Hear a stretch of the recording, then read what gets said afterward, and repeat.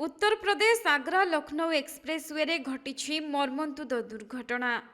एही दुर्घटन 5 जन डाक्तरंक जीवन जाइथिबा बेले ड्राइवर गुरुतर होई मेडिकल रे भर्ती होइछन्ति।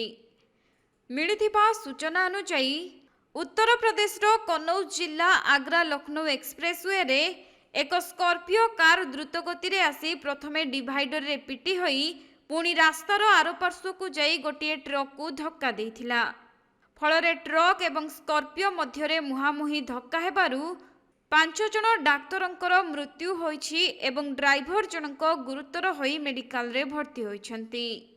तेबे जहा जणा पड़िछि समस्ते सांग होई एक विवाह उत्सव को जाई सेठारु फेरुथबा बेले अधा रास्ता रे ड्राइवरंक आखि लागि जिबारु कारटी नियंत्रण हराई प्रथमे डिवाइडर रे पिटी होइथिला आउ परे पुणी एक ट्रक सह मुहामुही धक्का हेबारु 5 जन डाक्तरंक जीवन चली जाइछि। खबर पाई पुलिस दुर्घटना स्थल रे पहुंची मृतकंक परिवार को ए संपर्क रे सूचना देबा सहित मृतदेह गुडी को जबत करी व्यवच्छेद पाई पठाइथिबा जणा पड़िछि।